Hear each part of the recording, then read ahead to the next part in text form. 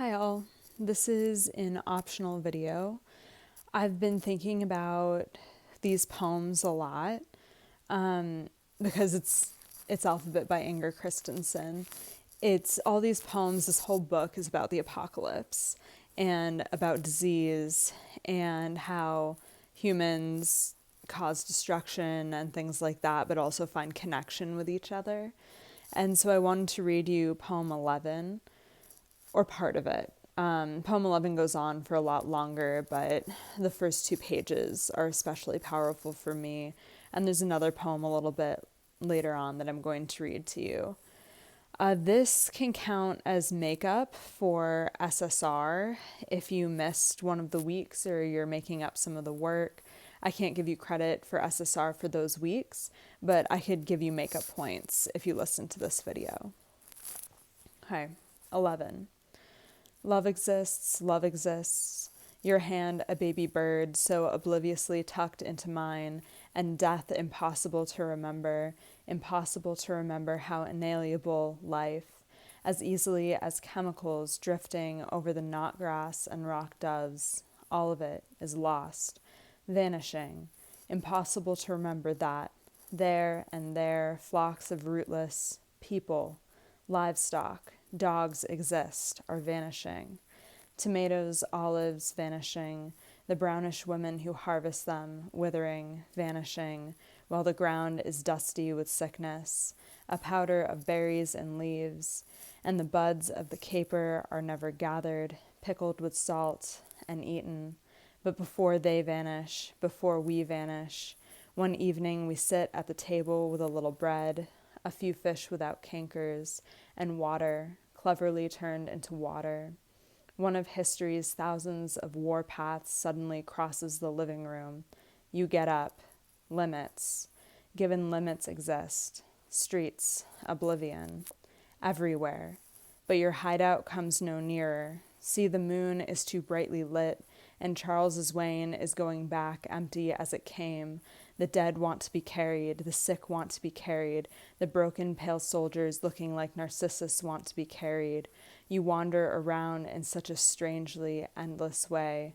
Only when they die do you stop in a kale patch no one has tended for several centuries, follow the sound of a dried-up spring, somewhere in Karelia maybe, and as you think of words like chromosomes and chimras and the aborted growth of lychees, fruits of love, you peel off some tree bark and eat it.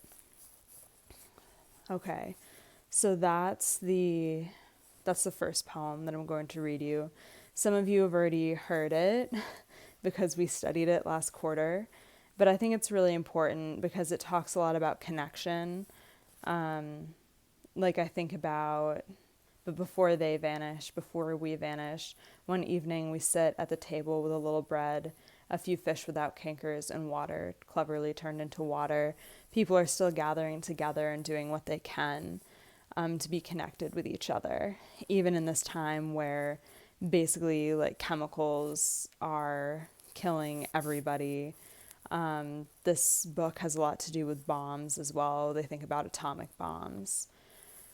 So yeah, and then it just shows like everyone's dying, which reminds me a lot of what's happening right now. And I don't know, I just find some hope in this poem because it still says love exists and there's still connection, and your hand a baby bird so obliviously tucked into mine. So like you're holding someone's hand. Okay. And now I just need to get to the other poem. You might think it's a little bit ridiculous. I love it. This is the second half of a poem, but I think it also stands on its own.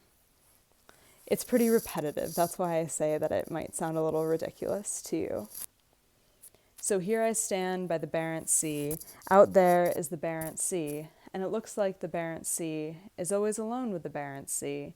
But around behind the Barents Sea, the water stops at Spitsbergen, and just behind Spitsbergen, ice drifts in the Arctic Ocean. And just behind the Arctic Ocean, there's solid ice at the North Pole. And just behind the North Pole, it looks like the Beaufort Sea is all alone with the Beaufort Sea. But around and back of the Beaufort Sea, it looks like Alaska has always seen only Alaska. But behind Alaska, at last, is the Pacific Ocean. It looks like the Pacific Ocean is always alone with the Pacific Ocean. But around behind the Pacific Ocean, ice drifts in the Antarctic Ocean. And just behind the Antarctic Ocean, there's solid ice at the South Pole. And just behind the South Pole, there's water again in the South Atlantic. And just behind the South Atlantic, the water stops at Africa. And just behind Africa, some water again in the Mediterranean. And just behind the Mediterranean, it looks like Turkey is all alone with Turkey.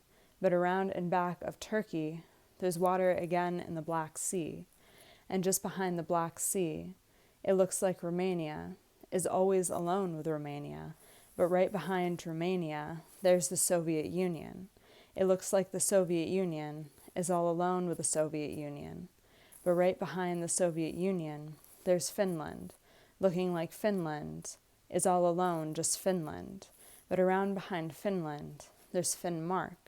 And just behind Finnmark, there's the Barents Sea, planed and chrome-plated beneath a dome of light. So here I stand by the Barents Sea, all alone by the Barents Sea, evening June 24th. And so I know it's really repetitive, and it's actually really interesting to look at too. This is what the poem looks like when you're reading it. And all of the C's are separated from all of the words on the other side. So I think that's really important because there's this separation in the text, like there's these columns here, and then there's a separation between them, but nothing is really separated. Even though the speaker feels alone standing by the Barents Sea, the speaker isn't actually alone because all these seas are connected. So even though we all might feel alone in quarantine, we're all actually connected, even though we can't see each other, because there's these pieces of connection. All the seas are connected to each other. All these people are connected to each other. And that's really what this poem means to me. Okay, so if you want to get credit for SSR for this, just tell me something about the poem. You could tell me about what it means to you. If you're interested in it. If it doesn't make any sense, that's okay too. I just personally love these poems, and that's why I wanted to share them with you. And I think they're really, pertinent. They're really relevant to what we're all going through right now with social distancing and isolation, and then also trying to still be a community, even with all of the isolation and the distancing. Okay, I'm filming this pretty late at night, which is why I have a blanket wrapped around me. So I'm gonna go to bed now. Good night, everyone.